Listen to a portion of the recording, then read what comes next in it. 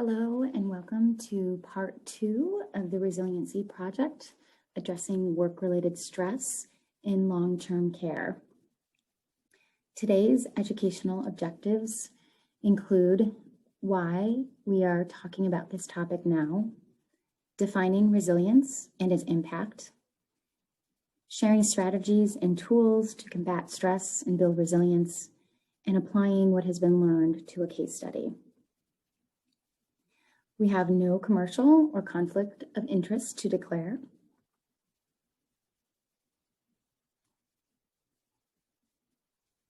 My background is in the realm of social work practice. I have been a social worker for 22 years. Along with being a social worker, I am also an educator and have been teaching in higher ed at the college level for over a decade now.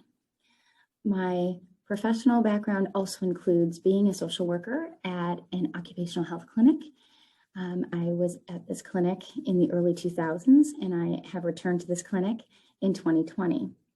My personal background includes having a father who had a major stroke and lived for 6.5 years in a long-term care facility. It was during this time that I really grew to appreciate the men and women who were serving in long-term care, as well as the personal stress that they were enduring in their long-term care facilities. COVID-19 has been a source of unexpected stress and adversity. The physical, emotional, and psychological strains on the long-term worker are abundant, and during COVID-19, workers have faced unprecedented demands during the pandemic. Research shows us that about 71% of workers have been unable to practice social distancing.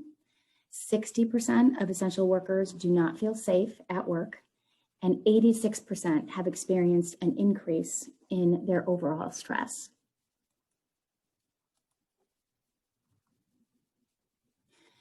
The stress and strain that has been placed on workers as a result of COVID-19 has not allowed the individual and collective mission of providing compassionate patient care, a hope-oriented approach to serving a very vulnerable population.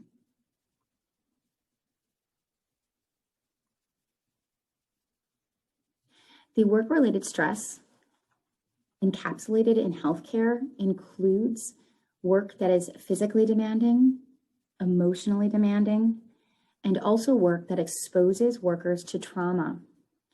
Compassion fatigue is defined as the emotional remains or strain of exposure to working with those that are suffering. As we discussed in part 1 of the Resiliency Project, there are many causes of work-related stress.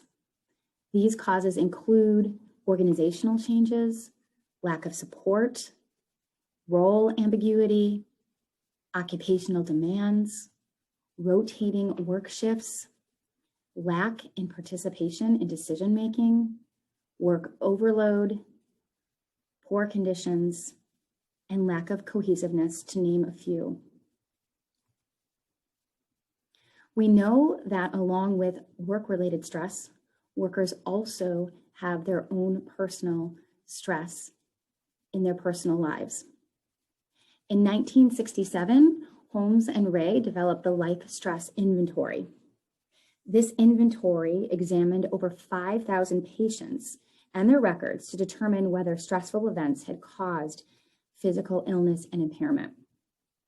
The patients were ranked in a list of 43 events were based on a relative scale for each event. As you can see from looking at this list, there are several stresses that are also involving the work environment, some of which include being fired at work, retirement, major business readjustment, changing to a different line of work, major change in responsibilities at work, and troubles with boss or supervisor. Of particular attention, we should note that global pandemic is not on the life stress inventory. But I would wonder how many points we would give to our current COVID-19 global pandemic.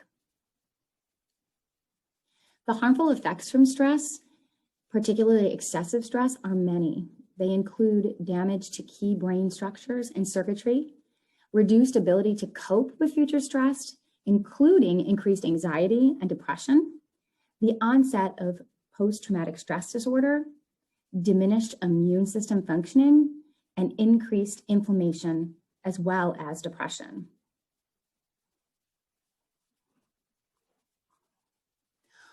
Some of the words that we often think about when we hear the word resilience include elasticity, flexibility, give, bounce, and strength.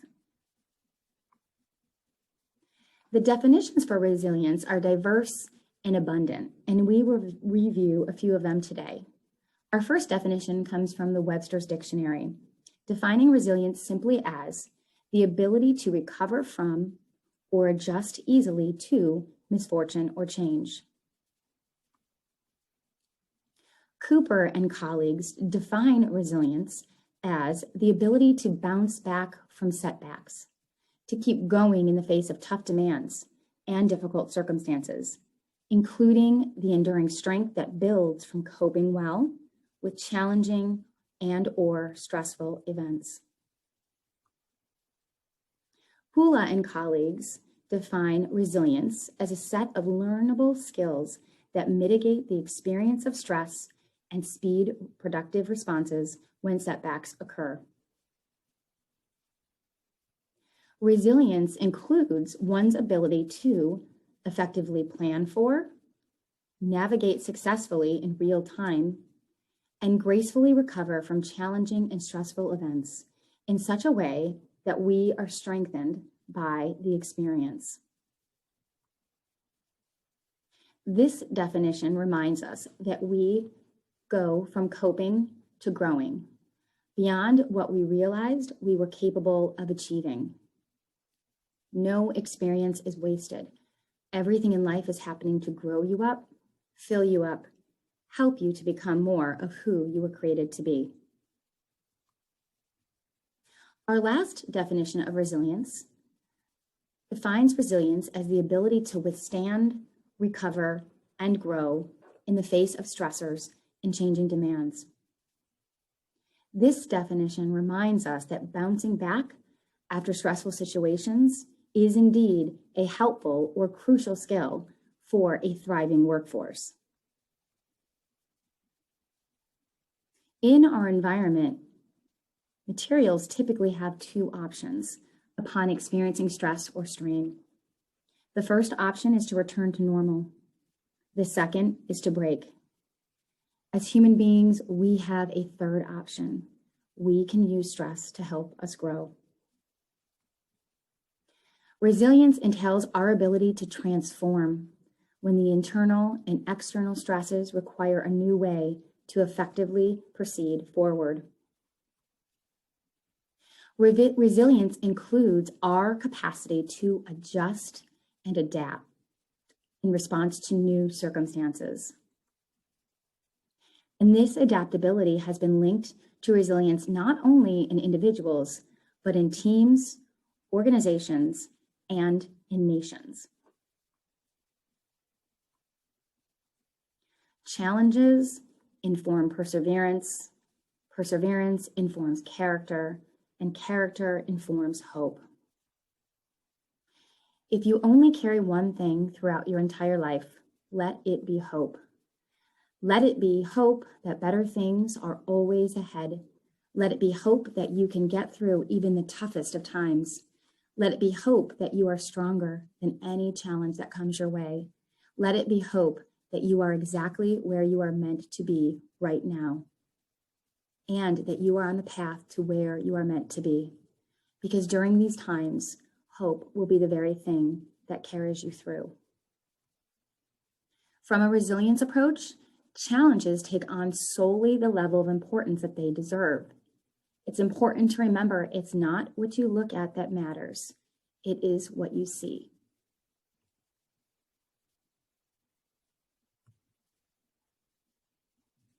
Resilience is important because research shows us that resilient people think positively. They also focus on what they can control rather than focusing on what they cannot control. They tend not to blame themselves. They are committed to goals. They see challenges ahead of time, and they are empathetic. Maya Angelou shares that we can be changed by what happens to us, but we must refuse to be reduced by it. Building resilience is a personal journey. There is not a one-size-fits-all model, and culture will inform which resilience approaches or activities work best for each individual.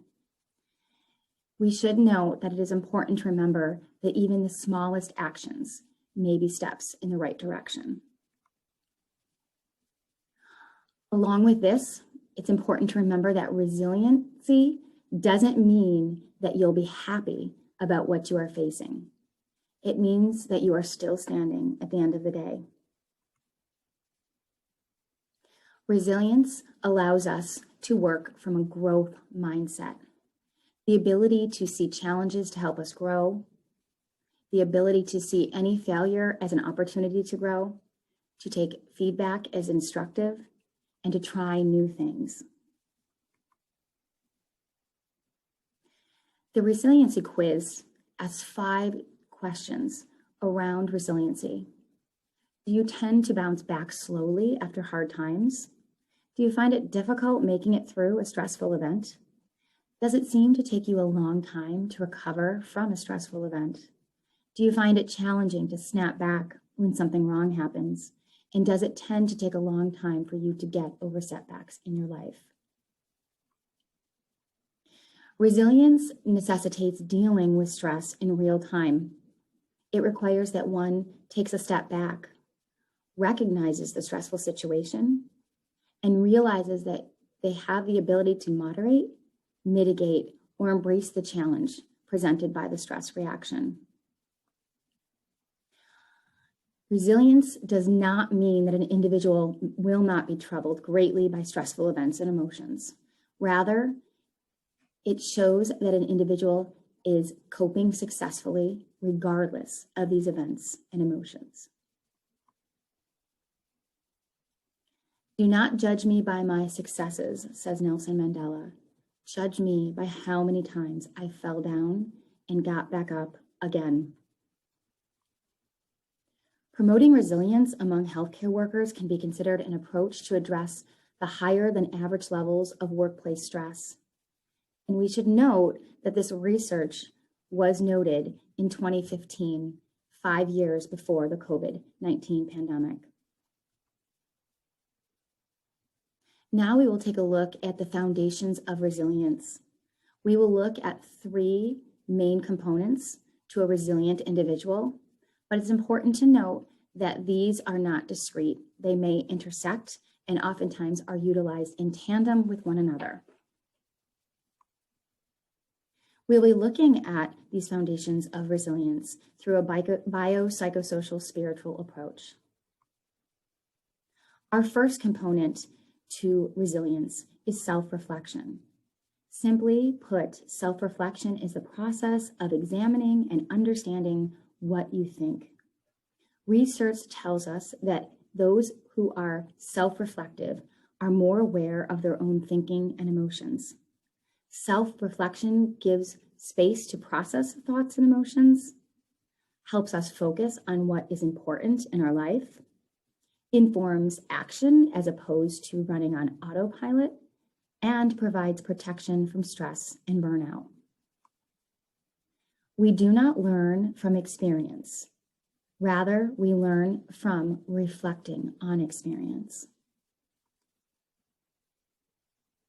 A self-reflection question that you may ask yourself is, what are your own reactions to stress? As we see from this photo, our canine friend certainly has a stress reaction. Perhaps his owner has left for the day and he doesn't think he will be returning. You cannot have a meaningful life without having self-reflection, says Oprah Winfrey, and I would concur. Ask yourself the following questions. What sources of strength do I draw on to keep pressing forward? What have I learned about myself and how I interact with others during difficult times? How have difficult situations changed my life for the better? Journaling is a great way to self-reflect. Here is seen many of the prompts that can be used for journaling. You can start with asking yourself, what was the best part of my day? Or a valuable lesson I learned? Or someone I can always rely on is. An experience I feel lucky to have was. Some other prompts for self-reflection and journaling include, what do I need to get off my chest today? How can I make time for things that bring me most joy? What am I thankful for? 5 things to do less often. 1 way I would like to grow next year. Akin to self-reflection is self-awareness, our ability to take an honest look at ourselves without attachment to being right or wrong. Research suggests that when we are self-aware, we see ourselves clearly and we are more confident, more creative, aware of our values, along with our strengths and our weaknesses. We make sounder decisions, build stronger relationships, strengthen work and personal relationships by managing emotions. We communicate more effectively, and we are more receptive to constructive feedback. We are better workers, and we get more promotions. Dr. Tracy McCarthy notes that there are 7 benefits of self-awareness. Self-awareness increases self-acceptance, supports a purpose-driven life, fosters better decision-making, fosters self-confidence, increases authenticity, increases healthy boundaries, and fosters empathy. Awareness is a very powerful element. In fact, the first step towards change is awareness, and the second step is acceptance. Emotional intelligence, also called EQ, is the ability to be aware, self-awareness, and manage emotions and relationships. EQ is a pivotal factor in both personal and professional success. The 5 domains of emotional intelligence include self-awareness, self-regulation, empathy, motivation, and social skills. Self-awareness allows us to know our patterns of emotional response so that we can respond to life's emotional challenges. The feeling thermometer is a great way to take a look at how you are feeling at any given moment. When we encounter stressful situations, we may feel that we are getting along quite easily. Or as the stress increases, we may feel that things are not too good or that they are getting tough. Eventually, we may feel that we cannot handle it, that we are out of control.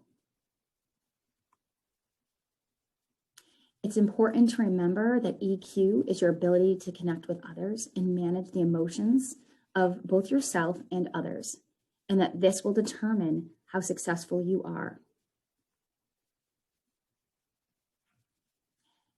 The improvement of emotional intelligence will improve your life. Self-awareness in regards to facial expressions, body language, gestures, words, conversation, and the like will all improve your life. Emotional intelligence is extremely helpful in the workplace. It increases team performance, decreases occupational work-related stress, improves decision-making, increases ability to lead, and increases overall personal well-being.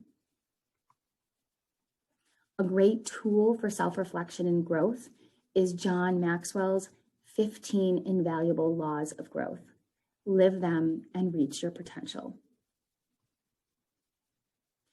Remember that learning to be self-reflective and self-aware takes practice. Practice makes progress, not perfect.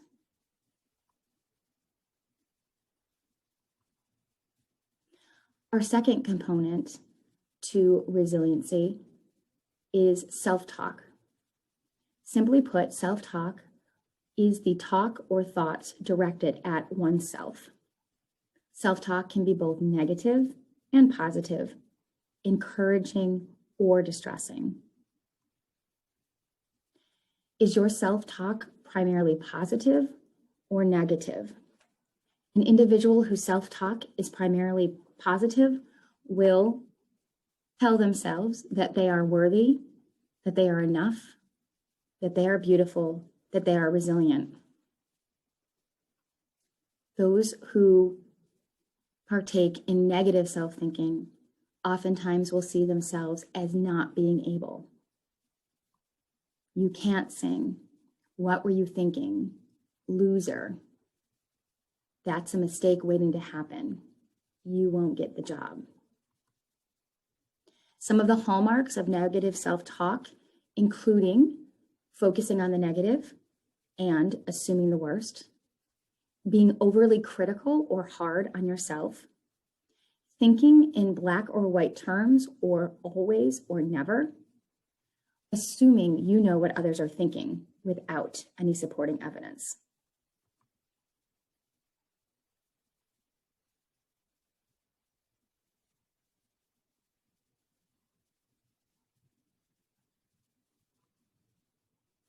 Negative thoughts create the emotional states of fear, anger, anxiety, guilt, shame, or regret.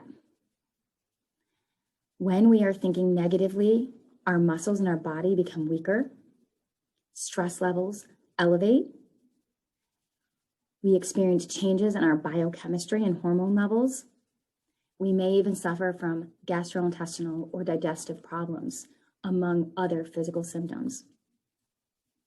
It's important to note that thoughts inform feelings, feelings inform behavior, and this can be a rapid cycle.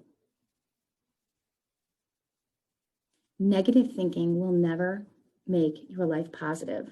Studies show that negative people tend to be more depressed and are generally less satisfied with life. We do have ways in which we can stop our negative self-talk. The first component to stopping negative self-talk is awareness. You need to catch yourself in thinking the thought. The second is to take the thought captive and to stop it in its tracks. The third is to replace the thought with an alternative or healthier thought, and you must be intentional when you are replacing these thoughts. Another thought-stopping technique, the SOS technique. The S stands for stop. Mentally tell yourself to stop. Give yourself the opportunity to address the thought and interrupt the cycle. The O for observe. Observe what you are saying to yourself and how it is making you feel. The final S is shift. Shift your cognitive, emotional, or behavioral response by using positive coping skills and techniques. Here's some examples of negative self-talk and the reframed positive self-talk. One might think, this is too hard. I give up. To reframe that into more of a positive frame, we could say, this is tough, but so am I. Another negative point of self-talk, what's the point? There's nothing I can do about it. Reframed, one could think, I may not be able to control the situation, but I can control how I respond. In our third example of negative self-talk, I suck. Reframed, one could think, I made a mistake. I will try harder next time. There are some more examples of negative self-talk and how we can apply a healthier thinking frame. I've never done it before can be reframed to, it's an opportunity to learn something new. It's too complicated can be reframed to, I'll tackle it from a different angle. I don't have the resources can be reframed to, necessity is the mother of invention. I'm too busy to get this done can be reframed to, I wasn't able to fit it into my schedule, but I can re-examine some priorities. There's no way it will work can be reframed to, I can try to make it work. And finally, no one bothers to communicate can be reframed to, I'll see if I can open the channels of communication.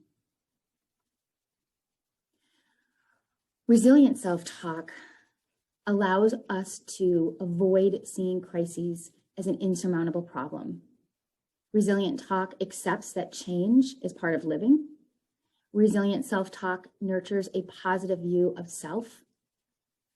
Resilient self-talk keeps things in perspective and maintains a hopeful outlook. This thinking error cycle is one that we should take a look at and study. Our thoughts inform our feelings, and feelings inform physical sensations, and physical sensations can inform our behavior. Remember that monitoring and when needed, changing your self-talk takes practice. Our third component to resilience is self-care. Self-care is the practice of taking action to preserve or improve our health. It includes taking a very active role in protecting our own well-being and happiness. And in particular, this is important during periods of stress. You cannot pour from an empty cup. Take care of yourself first. There's no one-size-fits-all self-care model. We are all diverse in terms of our preferences, our resources, and our vulnerabilities. It's important to note that self-care cannot be effective unless it is practiced.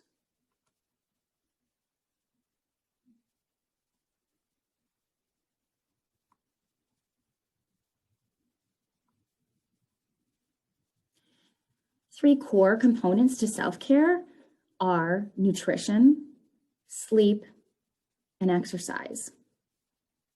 Healthy adults need between 7 to 9 hours of sleep per night. Unfortunately, these three components tend to be the three components that we are least likely to ensure we are doing during times of stress. This picture shows us that there are many reasons to exercise, including exercise's ability to boost our mental health, reduce stress, alleviate anxiety, boost productivity, keep focused, increase energy and endurance, and lessen fatigue. We know that exercise is good for us and that it can mitigate stress and be part of a stress resilience plan. Another self-care technique is the breathing technique. The breathing technique is very simple and includes sitting or standing with your elbows slightly back, inhaling in a deep breath to the count of 5 to 6 seconds, holding that breath for that same period of time, and then slowly exhaling your breath.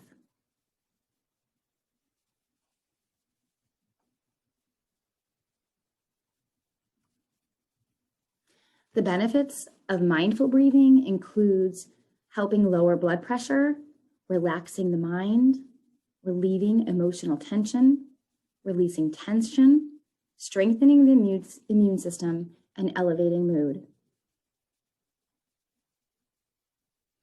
Meditation is another coping skill that can be part of a self-care plan. Meditation is defined as continued or extended thought, reflection, or contemplation. It may or may not include devout religious contemplation or spiritual introspection. Meditation is to the mind what aerobic exercise is to the body.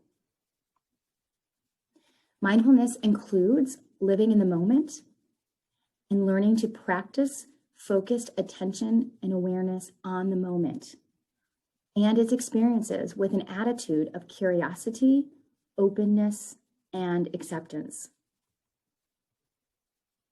There are several benefits to mindfulness that include reduced symptoms of depression and anxiety, greater satisfaction with relationships, improved memory, focus, and mental processing speed, reduced rumination, improved ability to adapt to stressful situations, and improved ability to manage emotions. You cannot always control what goes on outside, but you can always control what goes on inside. Mindfulness allows you to get out of your own head and be constantly aware of your surroundings and can help you experience less stress. The difference between being mindful and mindful.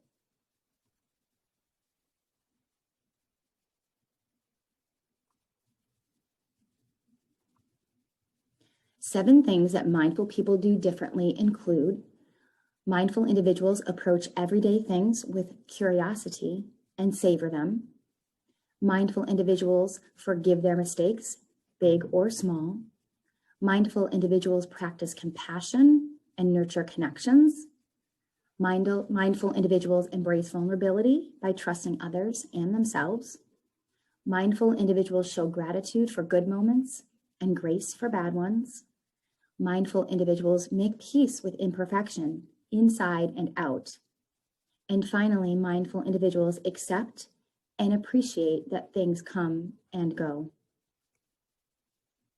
Studies have shown that regular meditation promotes mindfulness, and the benefits included in this mindfulness practice include decreased stress-related cortisol, insomnia, autoimmune symptoms, PMS, asthma, falling back into depression, general emotional distress, and anxiety and panic. These same benefits include increasing immune system factors, control of blood sugar and type 2 diabetes, detachment from reactions and self-awareness, and general well-being. The spiritual component of wellness provides meaning and direction in life and enables one to grow, learn, and meet new challenges, and can be a vital part of comprehensive self-care plan. Spirituality is defined as a personal quest for understanding answers, including ultimate questions about life, meaning, relationship to the sacred or transcendent, which may or may not lead to or arise from the development of religious rituals and formation of communities. Spirituality includes religions, prayer, meditation, yoga, morals, and values. Spirituality also includes one's ultimate purpose or reason for doing something in life. It is not enough to have lived. We should be determined to live for something. Efforts and courage are not enough without purpose and direction. Connection is another key component to self-care. Social support, or the close, healthy relationships with good family and friends, are extremely important. Numerous studies point to social support as essential for maintaining physical and psychological health. Social support reduces the amount of stress an individual has to tolerate alone and enables an individual to feel acknowledged, valued, and confident. Another form of connection is giving and receiving. Assisting others can also benefit the helper. We make a living by what we get, but we make a life by what we give. The last component to connection includes involvement in faith-based or civic organizations. Brené Brown defines connection as the energy that exists between people when they feel seen, heard, and valued, when they can give and receive without judgment, and when they derive sustenance and strength from the relationship. Another component to self-care are healthy boundaries. Boundaries that are set to make sure we are mentally and emotionally stable, and these are crucial to self-care. Boundaries help us make decisions based on what is best for us, not just those around us. Boundaries at work help inform more fulfillment and less stress in our professional life. In both work and our personal relationships, poor boundaries lead to resentment, anger, and burnout. Self-compassion, or the ability to be as accepting and loving of the self, is another core component to self-care. Imagine for a moment what it would be like the next time you made an error, overreacted, felt challenged, or couldn't tune out your negative self-talk, and you practice self-compassion instead of self-criticism. Be kind to yourself. People who have self-compassion are happier, more optimistic, and less likely to be depressed or anxious. Positive self-affirmations are another component to self-care. Some affirmations, such as, I am not my mistakes, I am enough, I choose faith over fear, positivity is a choice, I choose to be positive. Another component to self-care is gratitude. Gratitude has one of the strongest associations with better mental health and well-being of any personality trait, even more than hope, optimism, or compassion. Keeping a journal of things that you are grateful for has been shown to have a powerful effect on mental well-being. Among other benefits, journaling about gratitude reduces stress, increases happiness, and improves self-esteem. Some other ideas that are akin to being thankful include keeping your eyes open throughout the day for reasons to say thank you. Try to recognize the small actions people do every day that may be overlooked, such as a colleague who always goes the extra mile or a friend who always seems willing to listen. Go for a walk and make a special effort to appreciate your surroundings. You might notice the smell of flowers, a pretty building, a soothing breeze. Spend a few minutes focusing on each of your senses to find new things that you have not noticed. Gratitude can help shield us from negativity, makes us happier, rewires our brain, eliminates stress, heals, improves sleep, boosts self-esteem and performance, enhances the law of attraction, and improves relationships.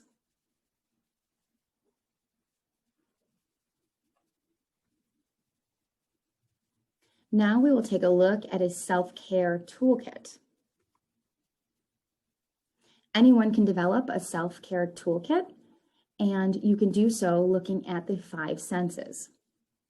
For touch, you might choose a soft blanket or taking a warm bath. For taste, pick out a favorite snack or drink. For sight, a picture of a loved one or pictures from a fun vacation, or go for a walk and take in the sights. For hearing, make a playlist of your favorite songs. For smell, a scented candle or oil diffuser, or the smell of flowers.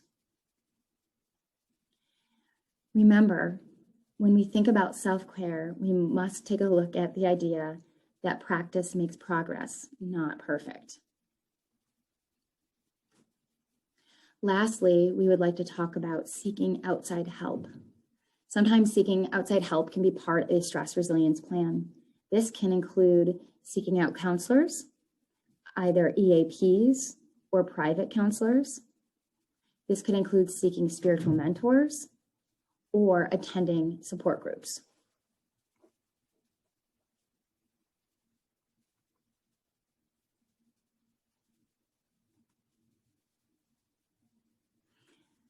In this picture, one worker says to the other, "I don't know how you do it."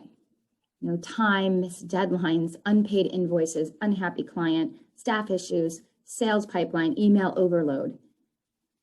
And his colleague says, "Do what?" He replies back, "Leave all of your worries at work." Remember, as you look to create your own personal stress resilience plan, that a journey of 1,000 miles begins with a single step. It's important to plan for resilience and to measure your progress. If you fail to plan, you plan to fail.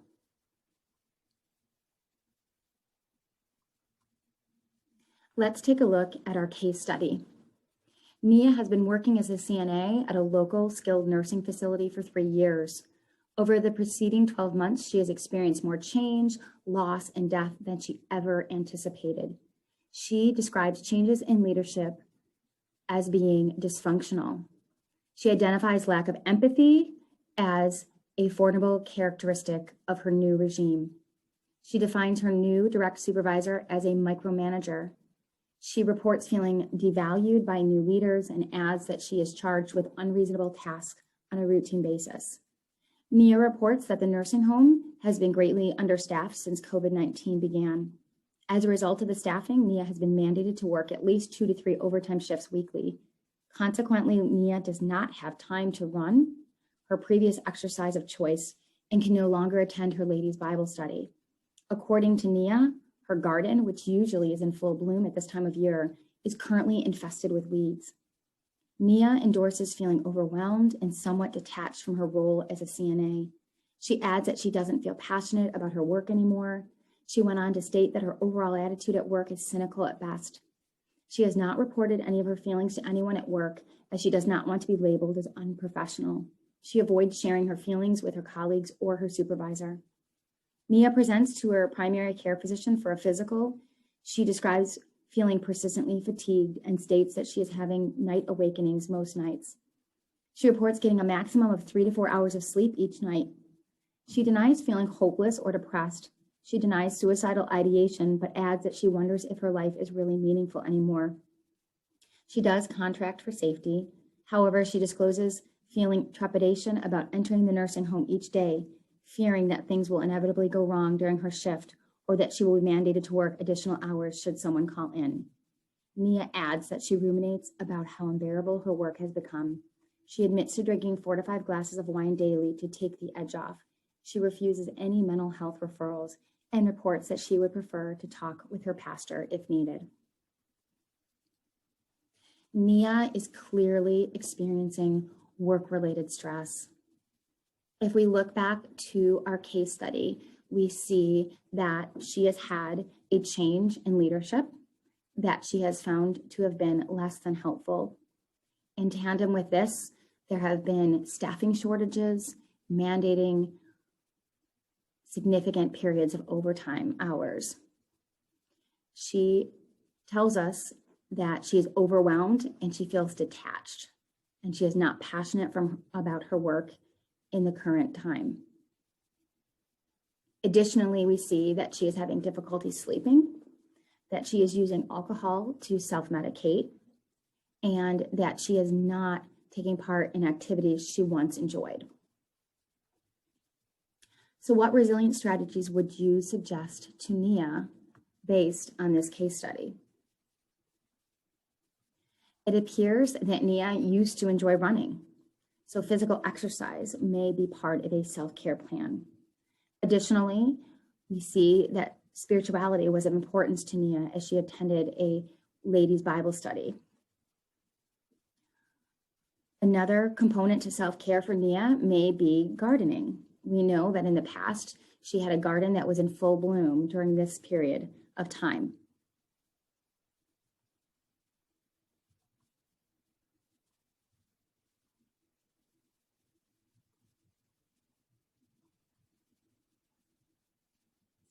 We thank you so much for attending part 2 of the Resiliency Project. It is our hope and desire that you will take the 3 components of resiliency and create a stress resilience plan that will help you and your coworkers. Thank you so much for attending.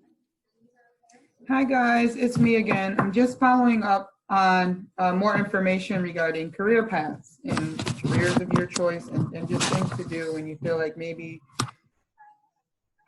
you know, there's more work for you to do, or you're in a dead-end career, or you just want to change. So my name is Carla Wingate. If you weren't at the last session, I'm a licensed clinical social worker at the Occupational Health Clinical Center for Upstate. So career paths. I'm not an expert in this field in career paths, but I can tell you I've worked a few jobs just to try to, so I have some experience under my belt. So my advice to you as far as career paths is really taking the time for yourself and writing down, you know, what you want to do with your life, your career, what your future holds, what jobs brings you satisfaction, and what makes you happy, ultimately. And when I did this for myself, the answer was helping people. Helping people made me happy. Therefore, I knew I needed a job where I could help people.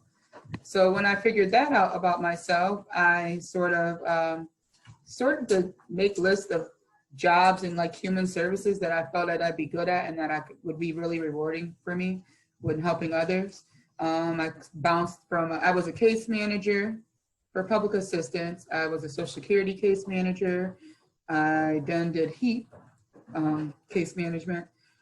And I just bounced around, working with different type of people, working in the community, figuring out my likes, what I didn't like, what I could do, what I couldn't tolerate, and really figured out, okay, I think social work was the career for me. And that's when the planning starts. And that's when you can plan. I mean, I don't know, and it doesn't matter what shift you're on. It can be 7 to 3, 3 to 11, 11 to 7. There's still got to be time for you. And as I said, if you're at the previous session, I worked all 3 shifts. And in order for me to get through school, and I had 2 young kids, 14 months apart. And in order for me to get through school, I knew, A, I needed to do it on a time that I had, which was limited to none. And B, I had to work around work and my kids, because I still had to work to support my kids. So what I did was, like I said, I worked 11 to 7. And in the daytime, I went to school. I slept very minimal, but when I did get chances to sleep and time to myself, I took full advantage of those and really rested and kept my mind well. Did a lot of online classes because that was convenient for me, being a mom, having the kids and job, a lot of online classes. Took advantage of those lunch breaks at work. When I needed that hour, I needed that hour. I did schoolwork, I studied, there were things to be done. You know, so really work it around your life and the way you want to go. And, you know, and the final piece is really find a career that you feel is rewarding. There's nothing like being in a job where you're miserable. I think it does add to your stress. It adds to your stress, emotional wellness, all of it. So really focus on jobs and skills that you're good at and that would be rewarding for you. And if you need further information, you know, I think my email and card is available for contact, but give me a call. I hope that was helpful for you. Again, I'm not an expert in this field, but I can just tell you and share what I've done and what worked for me. And let me know if you guys had any more questions. You guys have a great day. Hello, everyone. I'm Jeanette Zeckler, and this is a part of the workshop that we had hoped to continue, but we weren't able to be there in person. So we wanted to make this other way. And this is just the last few minutes of what I wanted to share with you all by way of summary and just to wrap the workshop up. And so we came to you with the Resiliency Project from the Finger Lakes Occupational Health Center and the Occupational Health Clinical Center of Syracuse, where our mission is to take care of workers after they've become hurt or sick. And our point in coming around with the Resiliency Project is to just prevent that in the future, especially by paying attention to work-related stress and the problems that can arise from that.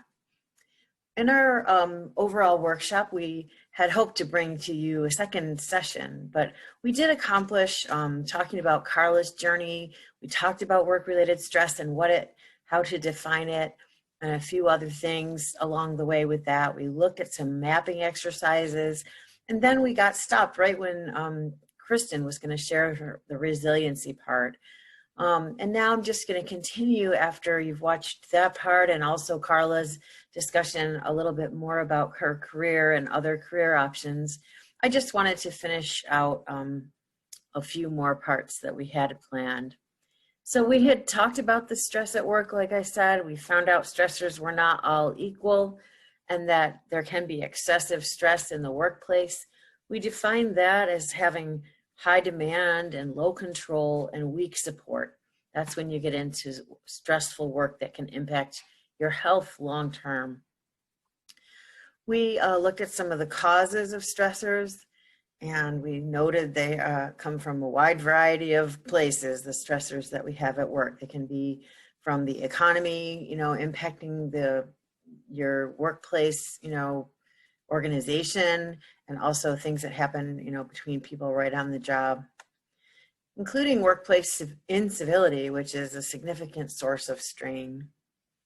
And so we talked about furthering on, possibilities of discrimination, harassment, and abuse as sources of stress, including workplace bullying. One of the discussions we might have had if we were there together is to think about coworker conflict and bullying, and think about what happened, what were the causes, what were the impacts, and how could it be avoided. And that's a great process to go through when you get into a problem like that. It leads towards solutions and not just looking at how bad the whole thing is. We do know that incivility, causes creativity to suffer in the workplace. It makes people not think well of your facility, and it can deteriorate, team spirit. It can be really expensive from overall. And we know that this stress is affecting our body, the overall stressors that we had talked about. And there were all kinds of warning signs and symptoms, which we looked at quickly.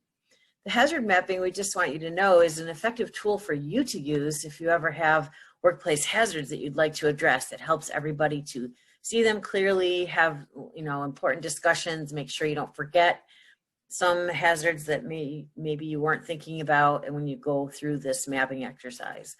So that was the purpose of giving you that exercise, not really to uncover things that moment, but just to give you a tool so that in the future, when you see hazards, you can find a way to name them, nail them down, make them clear. The bottom mapping is the same thing. You can do this kind of exercise with coworkers if we find that everybody is starting to have a lot of musculoskeletal pain or something. You can start to identify where is it and then think through what to do about it together. What could be changed in the workplace to improve? And so we did think a little bit about individual behavior solutions. I gave you some of my favorites. And then Kristen was going to talk about resilience. And then I'm hoping you've heard her well as she appeared previous in this video, in the sequence. And so now I just wanted to point out that workers, are the first people to feel the effects of the health problem at the workplace. So no matter what the exposure is, the workers are feeling it first, and they're often the first to be able to identify the hazards and stop them. But very often, to stop the hazards from happening, we need more than an individual solution. We need to collect ourselves together and pressure for change. And so one of the things that I would have liked to do if we were there is have a discussion about what do we think can really change related to the work-related stress that we've been talking about. How can we change things in the workplace? What's realistic? What are the kinds of things you could do? what would be first steps you would be willing to take? And that was the kind of discussion that I would hope we could hear from you all. So this is just something for you to think about in the future as a group with your health and safety committee or your management or your own teams.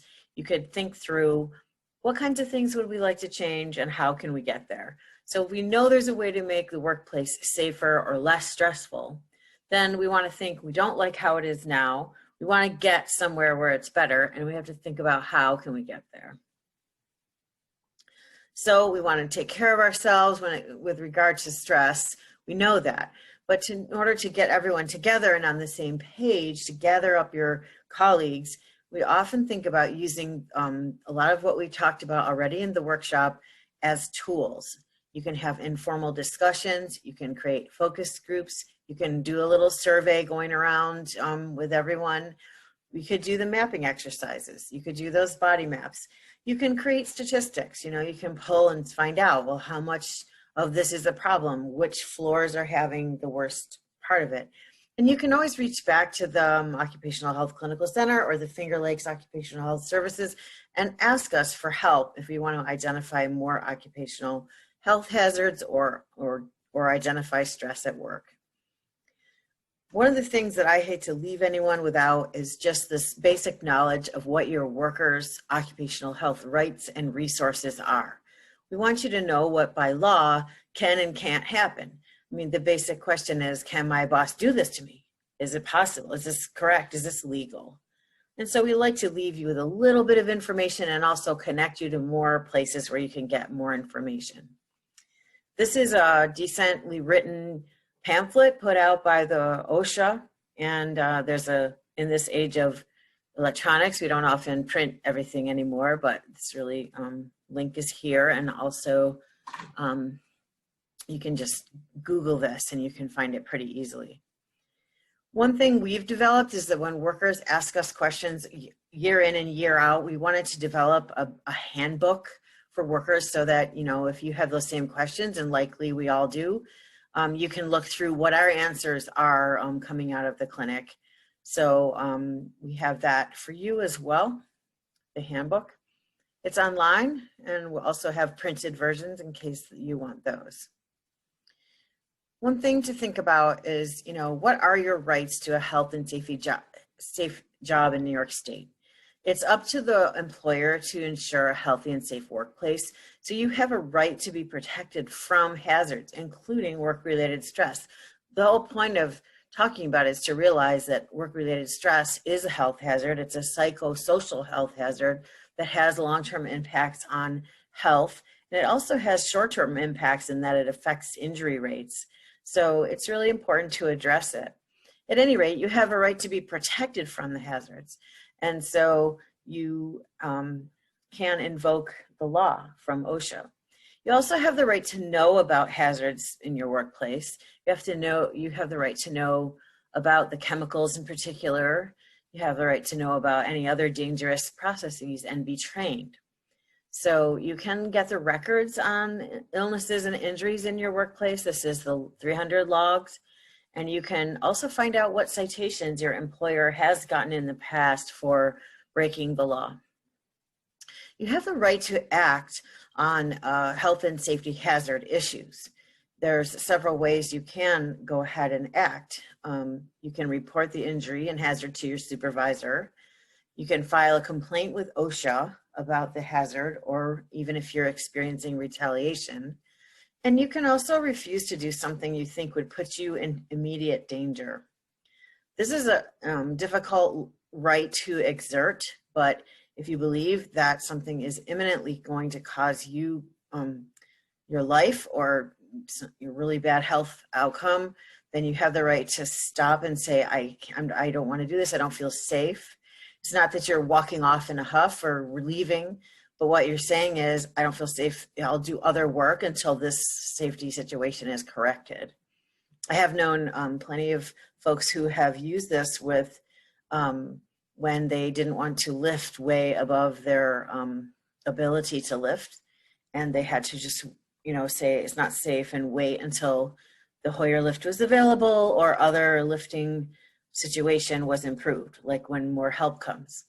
So it's really something that you want to think about to protect your health in the setting that you're in. We, are allowed to be protected from whistleblowing. Like if you're saying there's a health and safety problem, you would be considered a whistleblower. And if you experience any retaliation, then the whistleblower protection would apply to you. So you cannot be made to do a different jobs or, lose your job, or you can't be given different hours, different pay rates, demotions, any kind of activity that was negative because you were the one saying something about the health and safety hazard is severely, that is your right not to have that go on. So you are protected under OSHA's laws. And also the National Labor Relations Act has a concerted action clause. So, this can get complicated, but it really doesn't need to be. You have the right to be protected. You have the right to speak up about it. You have the right to do something about it. If you're wondering more about that and how to help yourself in those kinds of situations, you are welcome to call us. We either know the answer or we can find out the answer with you. So I just wanted you to know more about your rights in New York State, and there you have it. The clinical network is an important feature and resource to understand about. It's administered by the New York State Department of Health. And these are publicly funded clinics all across New York State, and they take care of workers who have already become hurt or sick in the workplace. So this workshop has been a collaboration between the Central New York clinic and the Finger Lakes clinic. And so when you come to these clinics, they are diagnose and treat workers who've become hurt or sick. Then they experience some advocacy in the workers' compensation system because our work people and our staff know how to handle the workers' compensation paperwork and know what to expect and help you through that part. And workplace accommodations can be arranged, like if you have to be taken out of work or if you have to have different type of work because of your illness or injury, those things are arranged. And we really try to get at, what caused this in the first place. And so we are happy to work with unions or employers to prevent injuries into the future. So by contrast, if you go to your regular doctor, which is possible, you can see your own practitioner if they bill workers' compensation, but many don't. So this is often our clinics are kind of a place of last resort because we will walk through the workers' compensation process with you. And again, we deal also with the psychosocial aspects of illness and injury. We don't just ignore that part. So we do have Carla on staff and Kristen on staff in Rochester. They are standing ready to deal with the extra burdens that occupational health problems do place on workers. So we do have primary prevention programming. And so what that means is we want to prevent this stuff from ever happening in the first place. And we do a lot of education and outreach into our communities to try to raise awareness around the occupational health hazards and let folks know what their rights are and give more information. I just wanted to mention briefly that over time, this presentation, this workshop has benefited greatly from other colleagues. And so their names appear here because I don't think we could have put it together without them. I wanted to mention briefly that as a part of the follow-up now, since we weren't able to be with you, we've provided this video, which you've gotten to the end of, so good for you. And but there's a survey we'd like you to take. And when you do the survey, when it's done, that will trigger us to send you a packet of stuff. And in the packet, we're going to send you a certificate of participation in this workshop. We're going to send you some more occupational health information. We're going to send you information about the Finger Lakes Occupational Health Services, about where they are, what they do, who they are. And we're also sending you a $40 gift card once the survey is, we get, you to the end of the survey. So I really thank you for participating in the survey. It's going to help us know a lot more. It is a confidential survey, so none of this information is going to be unique to you.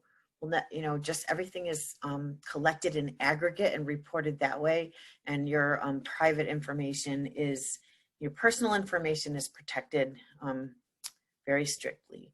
So you can trust us. We will like to find out what your thoughts are about all the things asked in the survey. And we'll be sure to get a report back to St. Anne's eventually when, you know, we have many hundreds of people take the survey. Then after about a year or 6 months or a year, we'll have the results. And we'll try to, you know, I have your connection. So at that point, we'll also get back in touch with you so that you can see what happened with this project and this survey. We definitely am committed to making sure that people who participate in our projects get to see it first and to know about it and know about what happens in the end if we learn things, if we change things. And please consider all of this an initial conversation, that if you ever have in the future questions about occupational health, that we're there for the express purpose of helping people understand how to stay healthy and safe on the job and how to prevent, you know, anything really bad from happening. Our clinics are filled with people who it is too late now. They have gotten injured, they have gotten sick, and they really wish they paid better attention before, because a lot of things could be prevented. So that is our kind of heart and soul. We want you to stay well during the pandemic. We want you to understand everything that you need to in order to ensure that we get through this time of the pandemic and that we get through this time of the economic struggles that are kind of the aftermath of it. So our hearts are with you, and we thank you so much for all your energy and for being with us, engaging with us over this topic of resiliency. Thank you.